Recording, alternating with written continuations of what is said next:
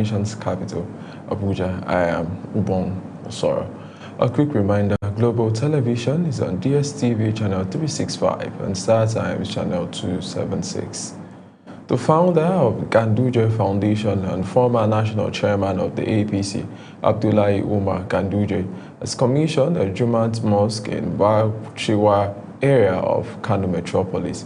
Global Television correspondent Idris Jubrin reports that the event was attended by the Emir of Kano, Alhaji Aminu Ado Bayero, alongside religious leaders drawn from across Kano State. His reports.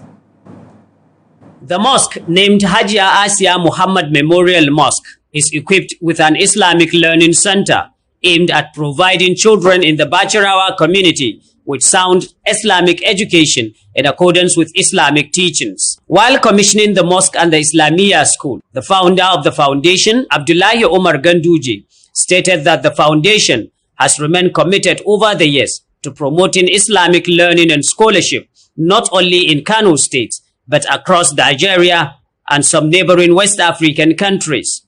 Ganduje called on Muslims to make good use of the mosque by upholding the teachings of Islam and praying for Nigeria's continued peaceful coexistence. You can attend to your prayers, Friday prayers and daily prayers, and also you can come and attend some sermons in this mosque.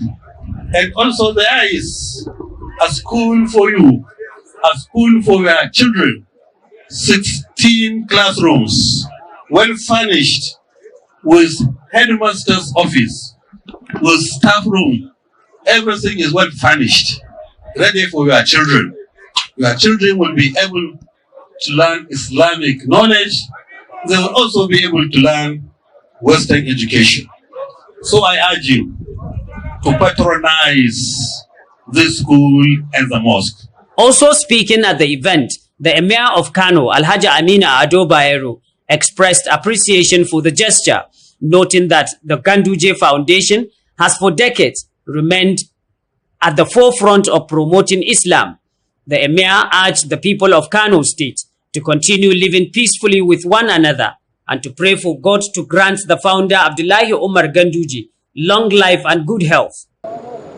Muna gode wa shugaban wannan gidauniya wato Dr. Abdullahi Umar Ganduje. We want to thank His Excellency, the former governor of Kano State, for this gesture. I know for several years, Ganduje Foundation has been doing a lot in terms of promoting the teachings of Islam by providing mosque, Islamia schools, and several other key activities relating to Islam.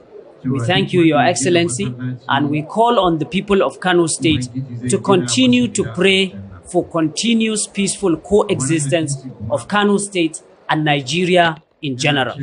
The senator representing Kano South, Abdurrahman Kawu Sumaila, described Ganduje as a devoted Muslim committed to ensuring that the teachings of the Prophet of Islam are upheld by providing an enabling environment for worship. From my understanding, the only way where we will achieve a nationhood is to insist and provide moral education. Moral education through religious propagation. If we achieve in doing so, definitely we will live in unity, harmony, and there will be prosperity. The mosque and the Islamia school have now been officially handed over to Jama'atu Izalatul Bid'ah wa Iqamatus Sunnah under the leadership of a renowned Islamic cleric, Sheikh Lawal Triumph. From Kano, Idris Jubrin, Global Television News. So, the Federal Capital Territory, Nyesom Wike, has expressed mixed satisfaction over the progress of the ongoing judicial infrastructural projects in Abuja as he inspected facilities in Asokoro, Garaki, and Jabi districts. The projects include the construction and upgrade of magistrate court complexes and supporting facilities aimed at strengthening the judiciary in the nation's capital. Kabi Hassan reports. During the inspection tour, the minister visited a magistrate court project in Asokoro, assessed ongoing works at judicial facility in Garki, and later proceeded to Jabi, where additional court infrastructure is under development. Addressing journalists, Wike said while progress in some locations was commendable, there were areas requiring improved pace and stricter supervision to meet delivery timelines. We are taking time to inspect our intervention in the judicial sector. The FCT, High Court and Magistrate Courts. We've been to Asokoro. I've seen the level of work, even though the topography is very bad. And then we went to Jabi. Jabi was the last one, which we did foundation December last year.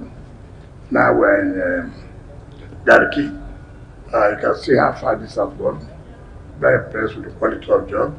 The contractor have said before the end of June, they will have handed over this project. The minister noted that the projects are part of the deliberate effort to support judiciary as a key arm of government, stressing that modern court infrastructure enhances efficiency and the administration of justice. He assured that the FCT administration will continue to monitor progress closely to ensure contractors meet agreed standards and timelines. The inspection formed part of the ongoing supervision of strategic infrastructure projects across the Federal Capital Territory. Kabir Hassan, reporting for Global TV News. Widows of fallen heroes, injured servicemen, veterans, and families of frontline officers have been honored at an outreach program by the Green Heroes Foundation as stakeholders call for improved welfare and healthcare support for personnel who sacrifice for national security. Samuel Odi reports.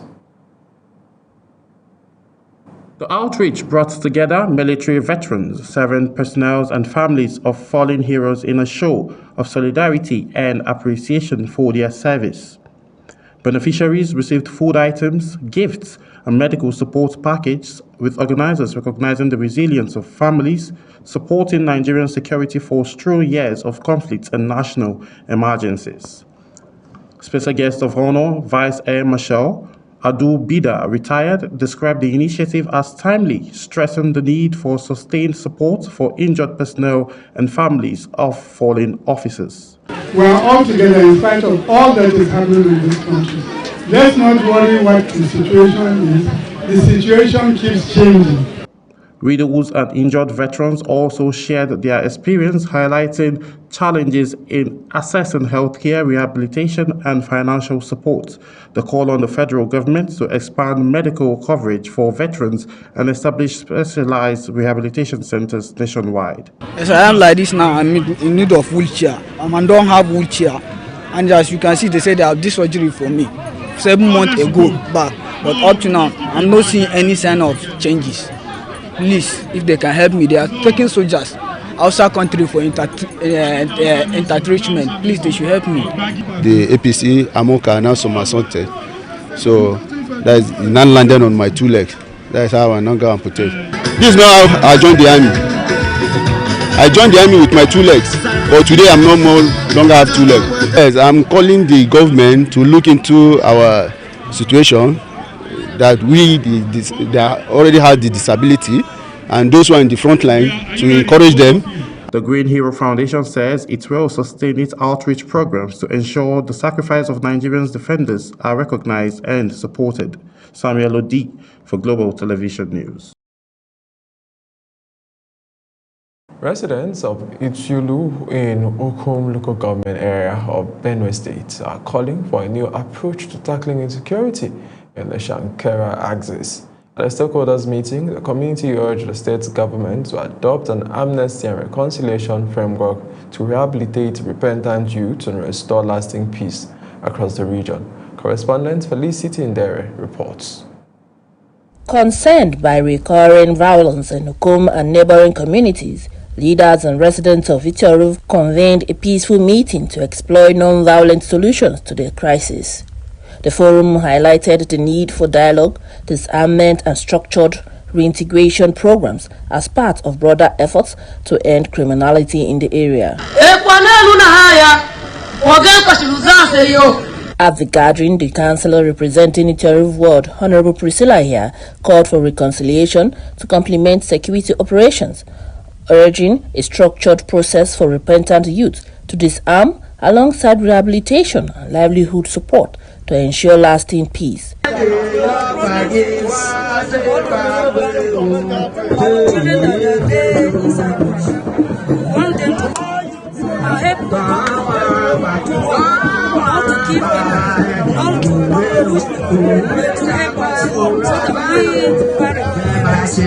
Responding, the Commissioner for Agriculture and Food Security, Benjamin Ashavi, and the Governor's Special Advisor on Women Affairs and Social Welfare, Scholastica Benso, described amnesty and reintegration supported by economic empowerment as practical solutions to addressing the root causes of violence.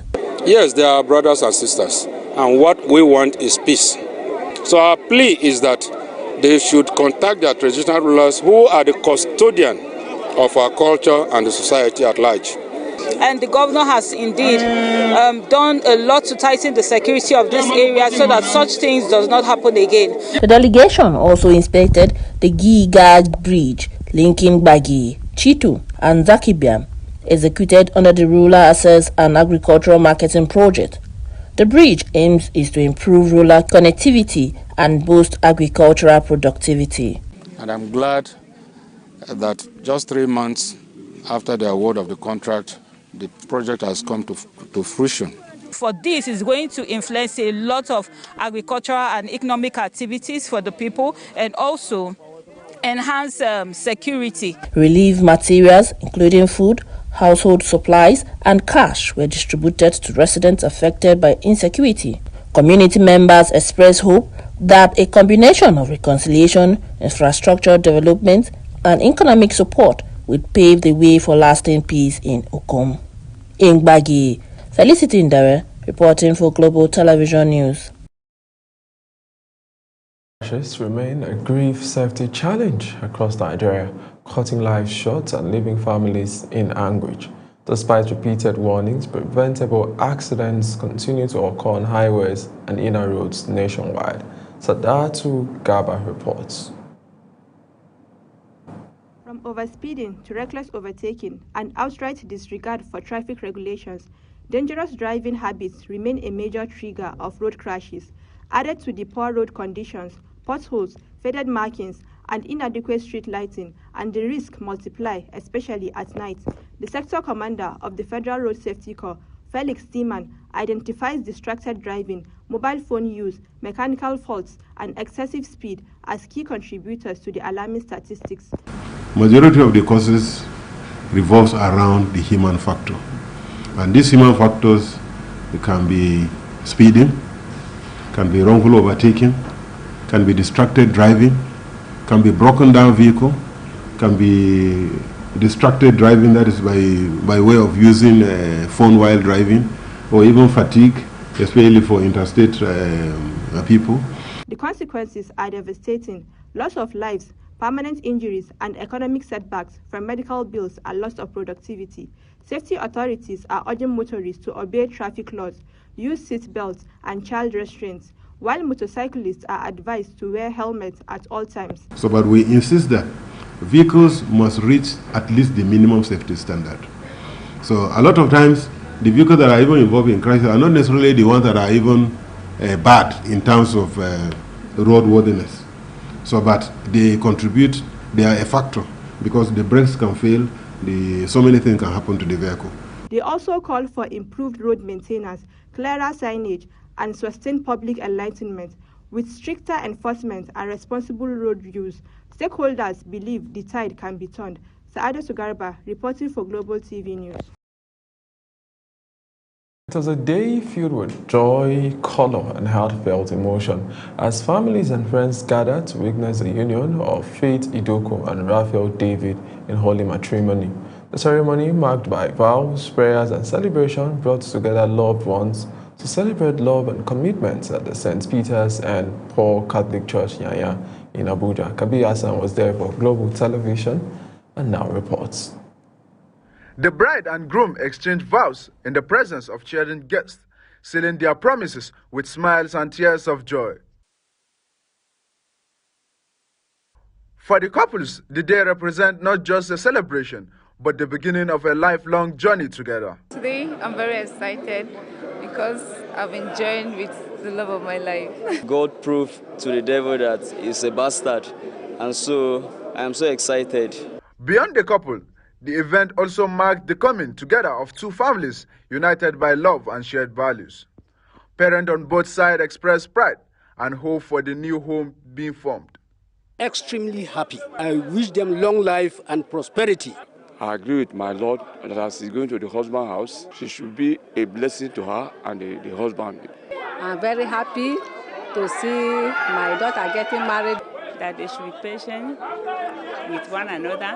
Friends and well-wishers also turned out in large numbers, describing the couple as a perfect match. I wish I happy married life and more children. The groom is a very wonderful person. He's the bestest man I've ever known in my life. As music filled the air and celebration continues late into the evening, guests left with smiles, confident that a beautiful new chapter has just begun. Kabir Hassan, reporting for Global TV News. Congratulations to Faith and Raphael. You're watching the live broadcast of AM News. AM News continues after this weather forecast with business, foreign and sports stories on the other side of this break. Please do stay with us. Glad to have you join us. We expect the continued southward retreat of the intertropical discontinuity. As a result, most weather activities will be concentrated across the southern parts of the country, as seen in our forecast for Sunday, where isolated thunderstorms are anticipated over the coastal cities, spreading across the most inland areas of the south, including parts of southern Kogi State. These storms may be accompanied by moderate rainfall and occasional gusty winds. Across the north-central region, conditions are expected to remain largely sunny with a few patches of cloud throughout the day. However, due to high temperatures combined with increased moisture, thermal discomfort is anticipated across much of the region, as well as southern parts of the country. The northern region is expected to remain predominantly dry and sunny throughout the forecast period. And that's the weather forecast for Sunday. I'm Safia Sayunusa. Thank you for watching and stay weather away.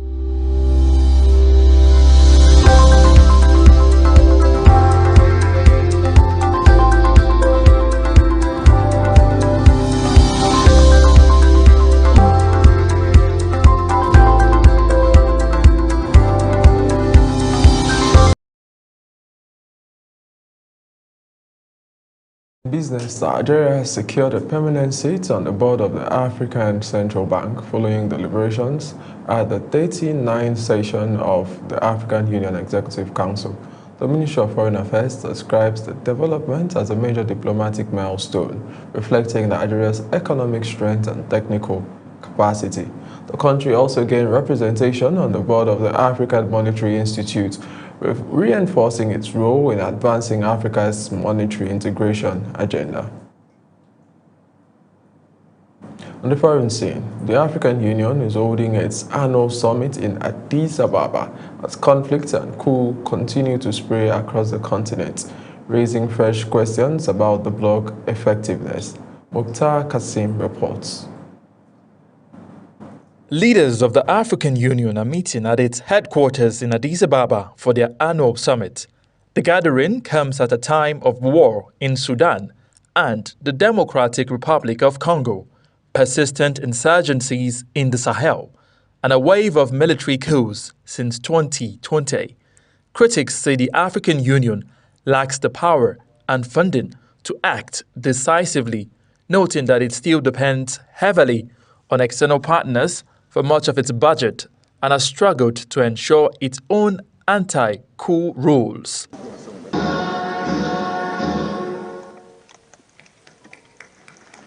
African Union officials maintain that the body continues to support dialogue and prevent conflict behind the scenes, while also advancing works in health, trade, and development.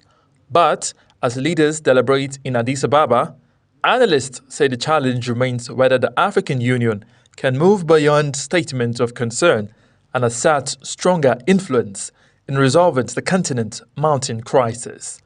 Mukhtar Kasim, reporting for Global Television News. In sports, Kenya's Ezra Kerry won the men's race at the 2026 Access Bank Lagos City Marathon in 2 hours, 11 minutes and 55 seconds, claiming the top prize at the gold level event. Uganda's Lomi Samuel and Namatula Lumbasi completed the men's podium, while Ethiopia's Dinke Maleka throned in the women's race ahead of Kenya's Daniel Chishia. The annual marathon, organized by Niyayo Sports Management Limited, once again attracted elite runners from across Africa and reinforced Lagos' status as a premier road racing destination.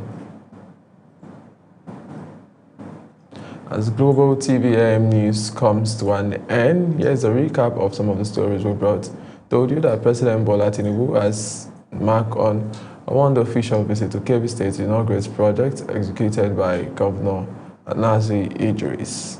And in business, Nigeria secured a permanent seat on the board of African Central Bank following deliberations at the 39th session of the African Union Executive Council. And on the foreign scene, the African Union is holding its annual summit in Addis Ababa as conflicts and coups continue to spread across the continent, raising fresh questions about the bloc effectiveness. That's it on AM News. A quick reminder, Global Television is on DSTV channel 365 and Star Times channel 276. Kindly do follow us across all social media platforms now showing on your screen using @Global TV NG. I am Upong Osaro. Bye for now.